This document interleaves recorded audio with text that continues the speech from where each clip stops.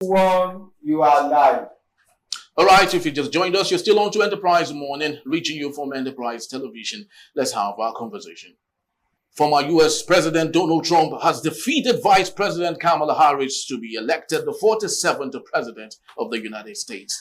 The former president declared his own victory with just 4 votes to go as he addressed jubilant supporters in Florida as of 8:44 a.m. Nigerian time. Trump had garnered 266 Electoral College votes, while Harris trailed with 204 votes. The Associated Press, a leading U.S. news organization, gave a breakdown of how the rivals fared across states. And analysts had largely foreseen a neck-and-neck race, but election day proved Trump an overwhelming winner. One point of focus was easily the question of the swing states, but even there, Donald Trump did the unthinkable. Let's have our conversation. And doing that, virtually joining us is Achike Chude. He is a public affairs analyst. Good morning to you and welcome to Enterprise Morning today, sir. Good morning, Achike.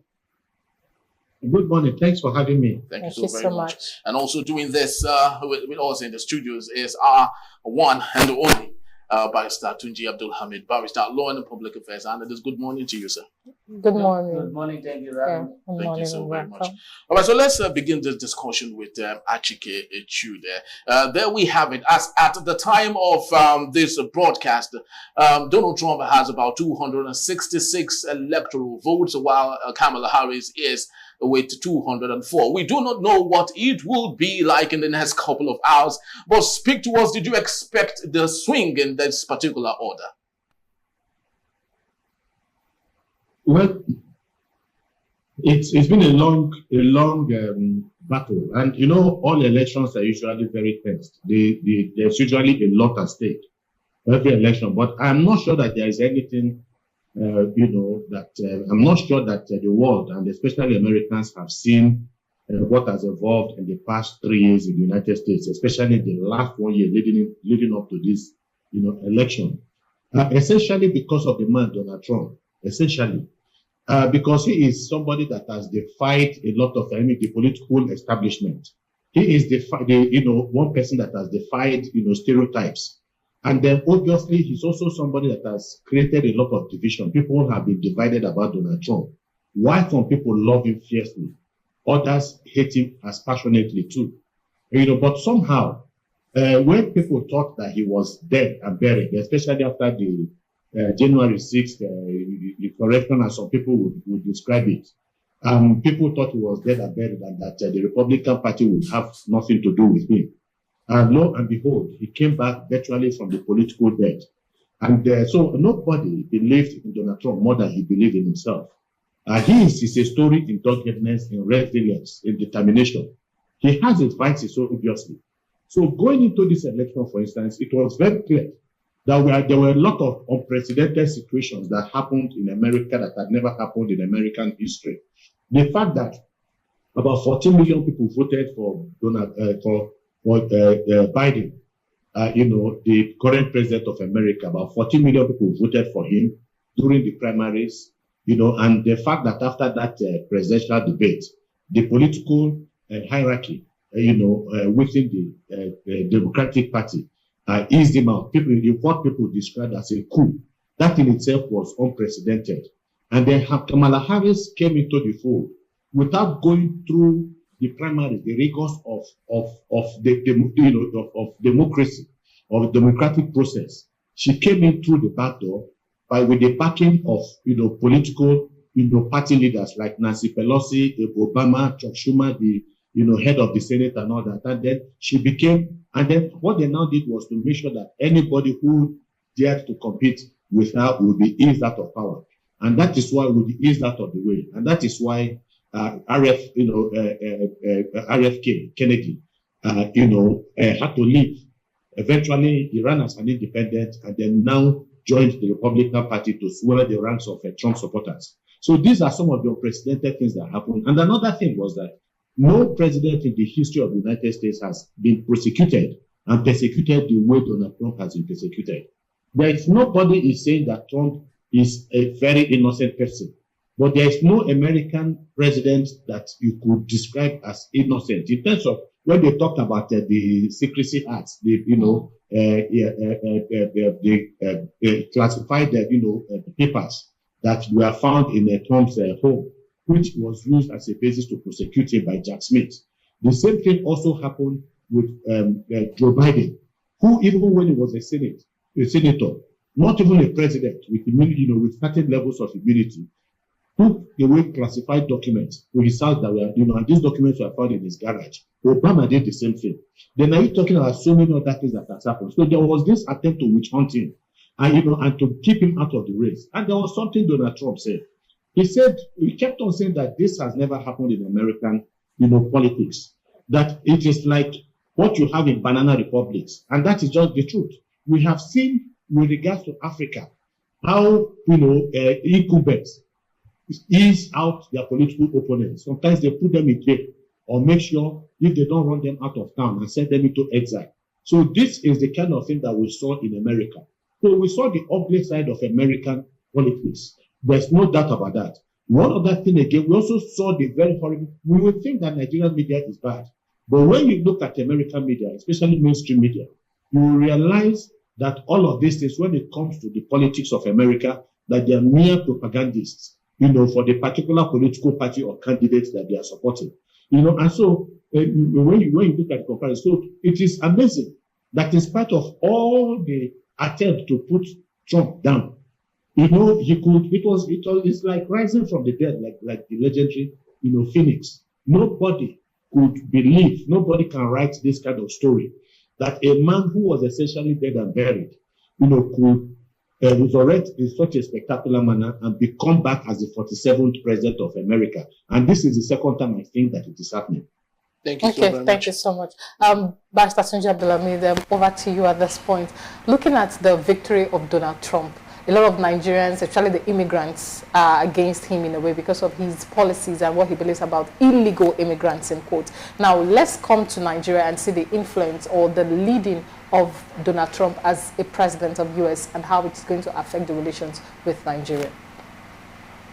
Relationship with Nigerians or Nigeria?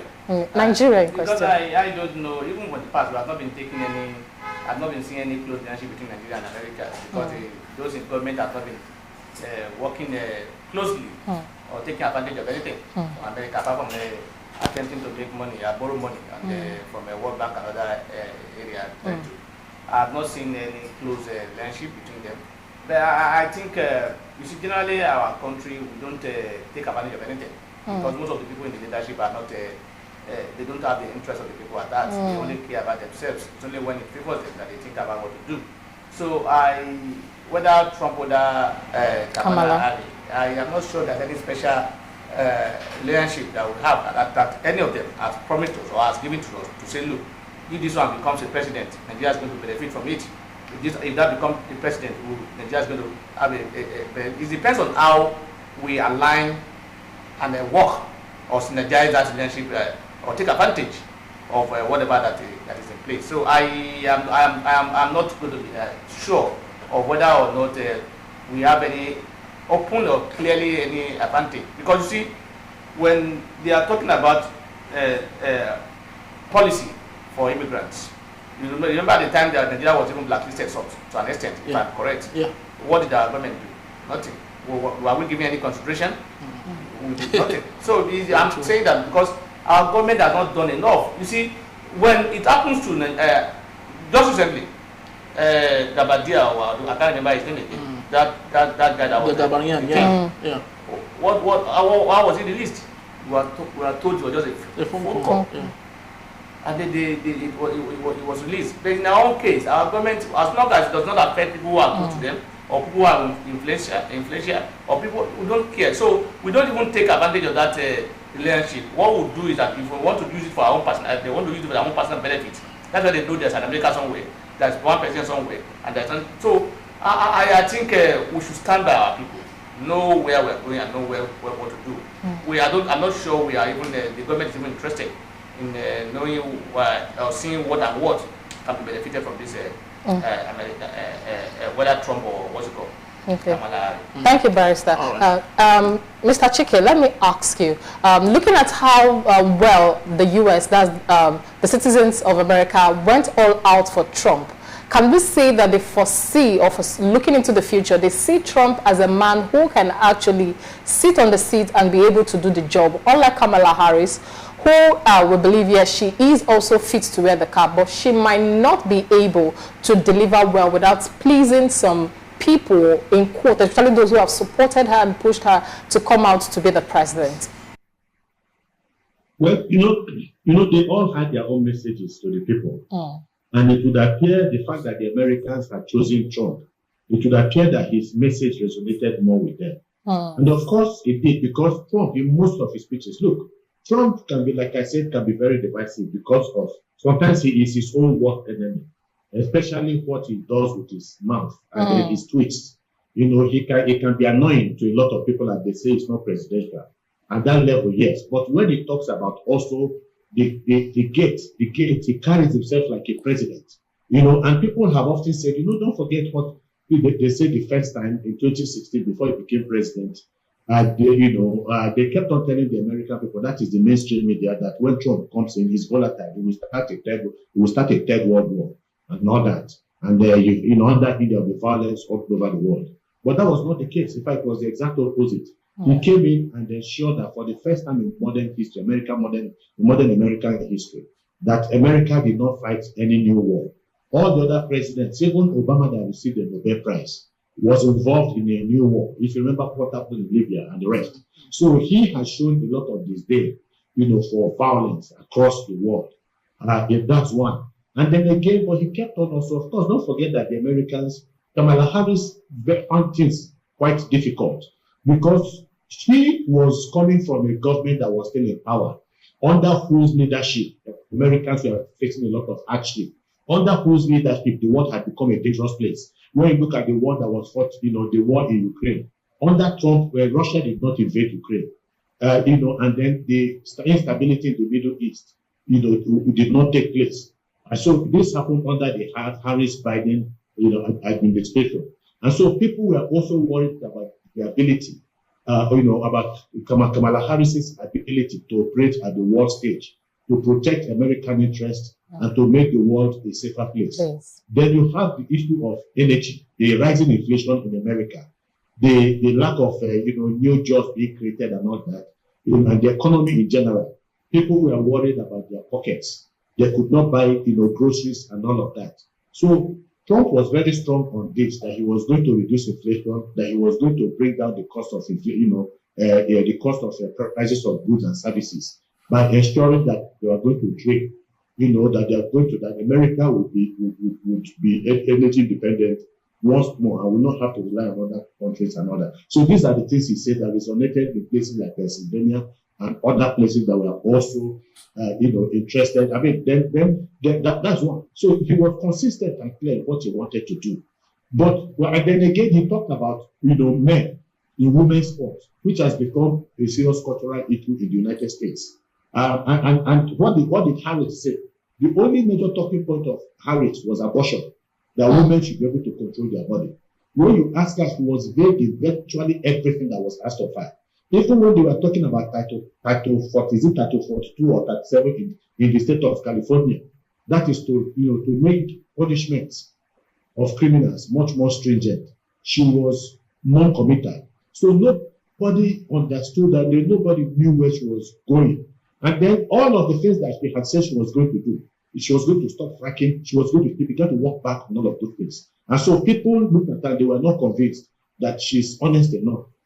With Trump, the thing with Trump is that you like him or hate him, you get what you see, what you hear from him, is what he does. So people tend to believe that Trump is more authentic.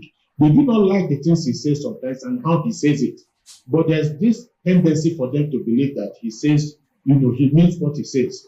And then when they now saw the lawfare against him, taking him to court, trying to prosecute him on frivolous charges and all of that, people were upset about that. And I think that drew a lot more people towards him. When the assassination attempts, happened, it also brought more sympathizers to him, and they were asking themselves, why does the establishment want to eliminate this guy? That means that this guy is for us, that this man is for us. So these are some of the things that happened. And so Trump was chosen not on the basis of if it's about the controversy that he causes here and there, they will not pick him, But they chose him because of concretely, people felt that and that they had experienced him before when he was in power for the initial stage. I mean, when he was in power, they had experienced him, and for them, when you ask the question, are you better off today, than you were 4 years ago? The answer for most Americans was no. 4 years ago was better, and that was under Donald Trump. So these are some of the things I think that played a key role, in pushing people towards him. All right, thank you so very much, Barrister Tunji. I think it's very important that we ask this. I would love to domesticate all that we're talking about, especially to Nigeria. The U.S. election is looking more like a movie on Netflix everyone will love to subscribe to. Most importantly, our politicians in Nigeria. Everyone is keen on knowing the end of this election and how it would, turn over. Unfortunately, the same politicians who are very so keen about what's happening in the United States, when given the opportunity to do the same in Nigeria, would falter to a very great degree. If this were to be in Nigeria, we would have been talking about ballot snatching, take it, run with it and snatch it, and so many other things that are so very opposite to what real election is. What do you think are the takeaways from what is happening, most especially to Nigerian politicians who are so very interested in what's happening in America? There are so many takeaways here because you see the election has shown us that look, with proper planning, proper environments, enabling environments, things can work. You can see if you ask so many people most of the people who are really interested in this American election, if you ask them who is in charge of the election in America, most people don't know. They won't, because you don't hear about him. Then in Nigeria, you will see INEC going from one place to another as if it's campaigning for election. You are making promises that will not fulfill. You will see the police who is supposed to provide security, doing things and pursuing certain people from a particular party, asking in the name of they are being wanted for investigation. You see, so there won't be free and fair environment. The enabling environment will not be there. So, and you see, you will not hear, or you will not hear. Yeah, there are a few regarding irregularities or disagreement or whatever somewhere. Very minute. Yes, then in Nigeria, because we have the attitude of capturing the state, we have the attitude of do or die affair. Then you do everything. You didn't hear the current government is from where? Do you see any influence of incumbency? Not at all. It is not there. But in Nigeria, it will be there. No matter how well you do not perform. They will see win. You have to win. People will even tell them, allow him, and 4 years is not enough. Let him use another 4 years to be able to complete what he has done. I remember when Baba Buhari was in power, when we were complaining that this man was not doing well. Even the first 4 years, I was surprised that he won the second time. And that's when I gave up. I said Nigerians are something else. And we are saying, look, this man did not do anything. Let's change him. Let's put another thing. They say, no, you have to give him time. He must use it for 8 years. As if in our constitution, we have 8 years tenure. He must use his 8 years. Otherwise, this and that, and then he has done something. Even those who are blaming Buhari today, saying Buhari created all the problems we are having now, they were the ones saying the man has done well. That we allow him to continue. That these are. So for me, we like to deceive ourselves. We like, just like Mr. Chike said. Yes. You see, Mr. Trump is like somebody who is a very plain person.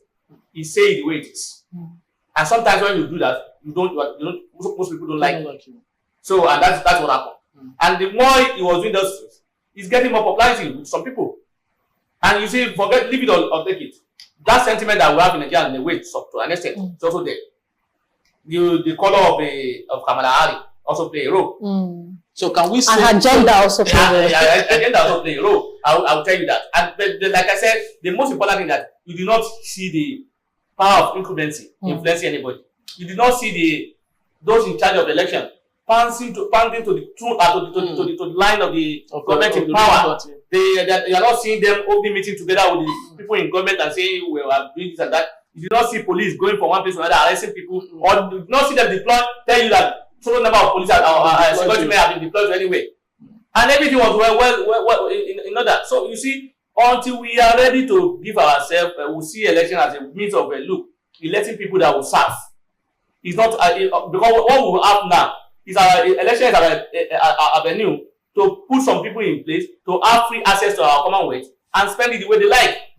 So that is the reason why you see what you are seeing. As long as that is not longer possible, that whereby you can see. Have you ever seen any Nigerian president bring a question after his regime? Another same president, people who are work with him, the ministers, will be asked to come and answer questions. You know, quite a few of them. Those who are supposed to investigate will concentrate more on the states, particularly states that are not aligned with the ruling party or government in power. So until we forget this attitude of and on the voters, this attitude of sentiment, a local sentiment is our thought sentiment, is our own sentiment. The Igbos have been marginalized, the Yorubas have been treated with kid gloves. The Hausas are not giving, or the Hausas see themselves as the owner of the country. Until we go away with all this sentiment, and then we'll look at it and say, look, who can do this job? Who do we want to do this job? I tell you, as it is in our country today, where we have the kind of economy that we have today, if you have an election next month, this government will still win. Not by voting, but anyway, they will win. And people will say, let's just move on. That is it. Once you do it, they say, let's move on. Let's wait for the next election. So they now understand that once you win the election and you are declared, the court will ratify it. And then everybody will be asked to wait till the next election. And when you complain or ask questions regarding their policy, they say you have been because you lost election or because you are supporting the party that lost election. That is why you are saying what you are saying. So for me, what I'm saying is that for me, I don't have a learning lesson. We have all these lessons. We know them, but we will not follow it because we must win by crook or crook. Yeah, that's what we're doing. Thank you so much, Barrister Evans. This will be my last question to you, and I want to take it home at this point.